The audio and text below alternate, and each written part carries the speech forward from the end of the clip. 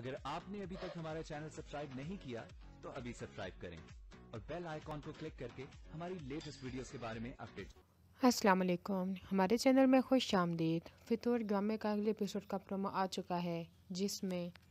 محمل پہلے خود تو کوشش کر کے دیکھ لیتی ہے، لیکن حیدر اس کی طرف راغب نہیں ہوتا اور اس کو یہی کہتا ہے اب جو کچھ بھی تم چاہتی ہو ویسا ممکن نہیں ہے، لیکن وہ آگے سے یہی کہتی ہے کہ میں اپنا سب کچھ چھوڑ آئی ہوں اور میں اتنا تو جانتی ہوں کہ تم ابھی تک مجھ سے نہیں بھولے، تمہارے دل میں کہیں نہ کہیں پہ میرے لیے محبت ضرور ہے۔ خود ناکام ہو جانے کے بعد وہ اب اپنی بیٹی کو استعمال کر رہی ہوتی ہے،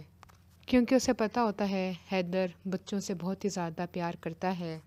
اور دل نشین اس کی پتہ نہیں کب اولاد ہوگی، اور وہ اپنی اولاد کا فائدہ اٹھا کر حیدر کے قریب ہو جاتی ہے، اور ان سب کی وجہ سے وہ خود بھی حیدر کے پاس رہتی ہے، اپنی بچی کو ساتھ لے کر گھومنے کے لیے بھی جاتی ہے۔ دل نشین کو اداس دیکھ کر حیدر کی ماں سمجھ جاتی ہے کہ محمل ان سب میں پڑ گئی ہے اور وہ ان دونوں کو کبھی بھی خوش رہنے نہیں دے گی۔ وہ اپنے بیٹے کو سمجھاتی ہے